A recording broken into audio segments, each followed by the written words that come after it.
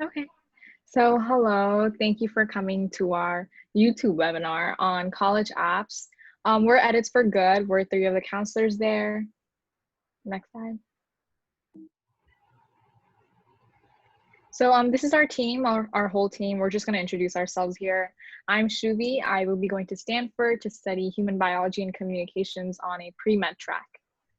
I'm Emily, and I will be studying molecular biology at University of San Diego, or UC San Diego, sorry. I'm Nitin, and I'm going to UCLA to study computational biology. And so before we begin, we just kind of want to introduce our services and what we are. So we're all graduates from the class of 2020 at Monte Vista High School, located in the Bay Area, California. And we just want to help and assist rising seniors in high school with every stage of their college applications, no matter where they are, whether that be in Cupertino or like in San Diego or LA, wherever. And we just ask for small donations to the NAACP Legal Defense and Education Fund in return, because all of our profits go to that in order to support Black Lives Matter and the recent calls for racial equality. We're completely not for profit, and all we really want is to help you guys. And these are some of the services that we help you with, from helping you create a college list to a full application review.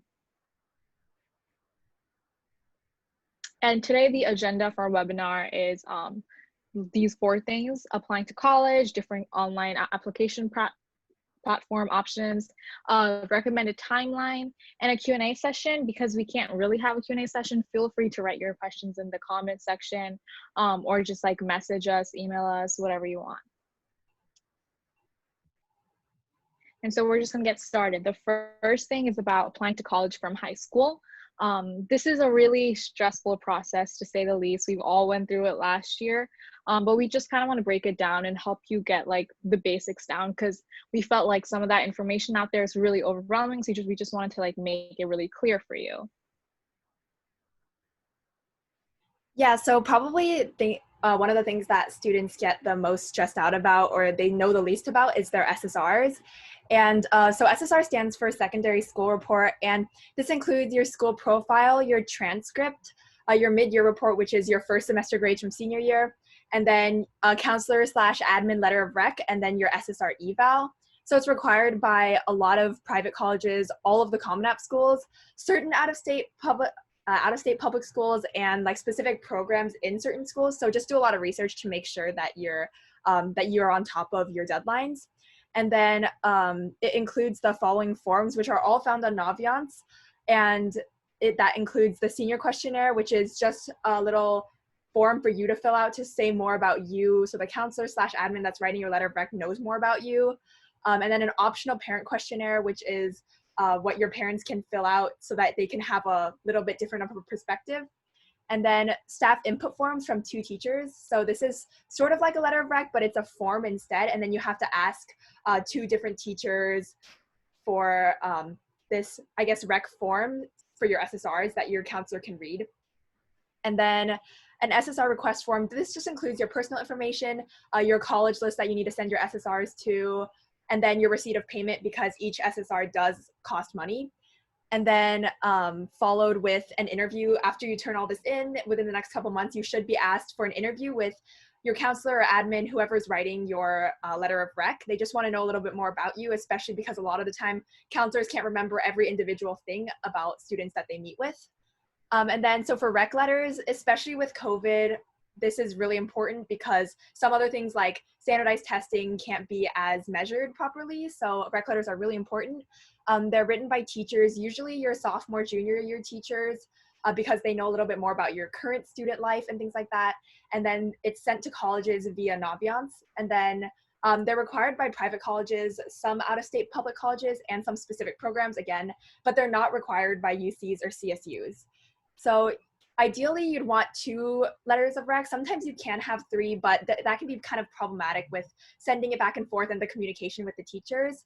And then some colleges do require 1 STEM and 1 humanities teacher specifically. So make sure, again, to do some prior research and to know if that is a requirement. And then many schools do offer optional rec letters from non-teachers, for example, like research professors, coaches, anybody who could comment on something outside of your school life. And then so in the fall, you'll ask, or sorry, before the fall, you'll ask your teachers by email. Usually this is done in person, but especially right now, it's totally understandable if you do that over emails politely. And then in the fall, make sure to send in your Naviance request to them so that, you know, it's out of your hands and they have all the time that they need to do it. And then many teachers give you like a certain brag sheet to fill out. This is really for your benefit. Of course, your teachers do know you because they had you as a student, but it's pretty hard for them, especially with so many students, to like have all this information that they remember about you. So please don't fill it with generic information about you. Use anecdotes, do self-reflection. Don't write the same thing for all your teachers. Each rec letter should really showcase like some sort of aspect of your personality that's new. If all of them said the same thing, it'd be pretty repetitive for your AO to read. And then sometimes you can write your own rec letter, but this is sort of rare. So if you can't, then it's no big deal. Some teachers do have limits on the number of schools you can send their rec letter to. For example, sometimes it's 15, sometimes it's 20. So really make sure that you're planning out how you decide to ask your teacher. And we want to be clear that the process that Emily just described regarding SSRs and rec letters, we try to make it as general as possible, but of course, different schools will have different policies regarding SSRs and rec letters. Sometimes you might have to mail the rec letter directly to a college. That's dependent on your school, and if you ever need help like navigating that, like the particularities, we're more than happy to help you and consult with you. But as a general note, like that's how the process goes for most high schools in the US. So most high schools will use some sort of software to communicate with colleges. Naviance is a big one. So Naviance pretty much has all the college information that you'll need. You can log in and you can see scatter plots of all the data of all the students who applied to this college, who got in, their GPA and their SATs.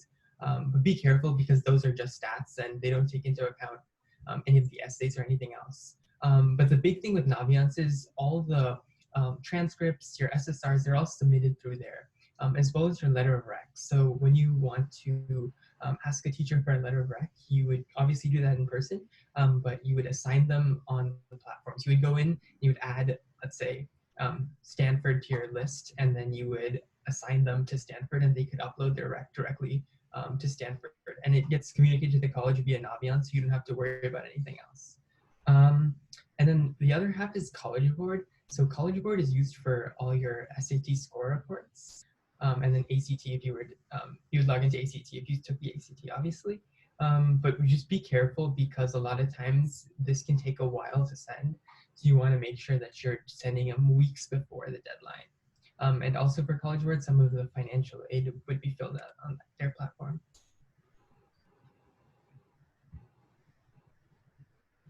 And then this fall, you also have college reps visiting. So these are people on the actual admissions team for the school you're applying to. And most of the time, they're your regional admissions officers. So they're the people who are going to be reading your application. So this is a really good opportunity to speak with them directly about any questions you may have about anything related to their campus. This could be even like asking them about certain prompts.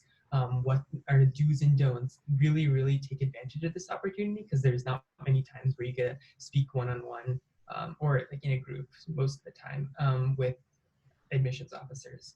And usually you'll sign up through the platform your school uses. So Naviance, again, is a big one. And also this check, the schools that do check demonstrated interest, this could be a really good way to show that. But they'll be upfront with that and whether or not they actually track demonstrated interest or not. And so a big part of all of this is self-advocacy. As Emily and Nitin mentioned, there's a lot of things that you kind of just need to get done with rec letters and SSRs and showing demonstrated interest, because all of these factors play like a pretty important role in your college applications and the ultimate decision that you get. And so self-advocacy means you making sure that your application is done to the best of your ability, that there are no logistical mistakes. Now, sometimes there will inevitably be problems with rec letters and transcripts not getting sent, or a deadline being missed because of something that happened with the school or the admin or your high school counselor. That's human, that's understandable, but to your for the best of your ability, you want to minimize that. And that happens with you checking everything, making sure you're on top of everything, making sure that you're checking Naviance, checking up on your teachers and other people who you asked a rec letter from. Remind them of the deadlines. They're here to help you for sure, but this is your application at the end of the day. They're not suffering. I don't want to use this word suffer, but they don't directly benefit from this themselves. They're doing this to help you, and you want to help yourself. So just stay on top of everything. It might be a good idea to like follow the colleges that you're applying to on their social media, because they do, at least for Northwestern, they didn't tell us when the actual acceptance emails were released, or rejection emails or whatever. It was on their social media first. So stay up to date.